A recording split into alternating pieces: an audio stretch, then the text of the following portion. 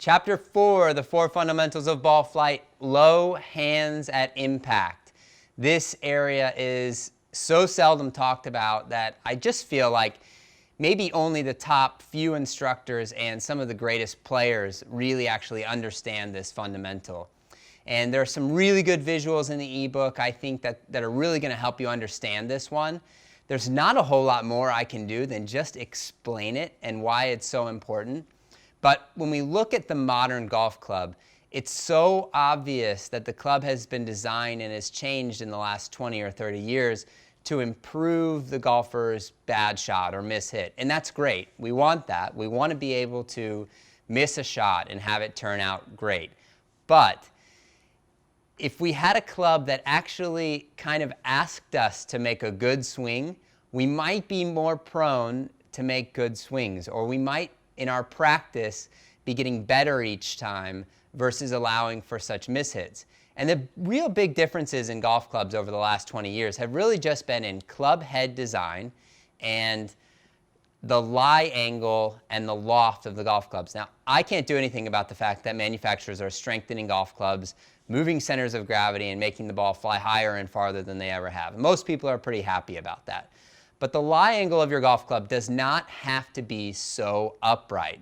You can actually, for minimal cost, you can have your clubs bent to a more traditional lie angle, and that will really, it may not be easy right at first when you swing to get the club to sole properly with that new lie angle or with that traditional lie angle. But I think if you've seen the visual and you understand the effect of having low hands at impact and how it can make such a difference, it may be worthwhile to at least give it a try.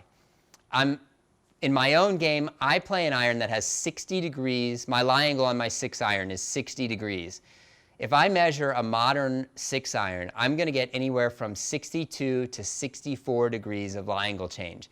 Now, to give you an idea, from iron to iron, there should be no more than a half or 3/4 of a degree of change between irons. So my 6 iron, if my 6 iron's 60, then my 7 iron has to be 60.5, and my 8 iron has to be 61, and my 9 iron 61.5. So throughout my entire set, I don't have a single iron, even the shortest club in my bag, my lob wedge, isn't as upright of a lie angle as a modern 6 iron.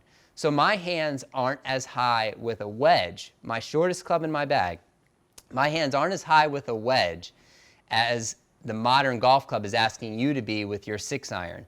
And it's a huge deal. I want to be as accurate as I possibly can be, so as low as I can get my hands at impact, that's the lie angle I'm going to play with. If you can't get to 60 on a 6 iron, even if you can improve by 1 or 2 degrees, you're going to make your results better.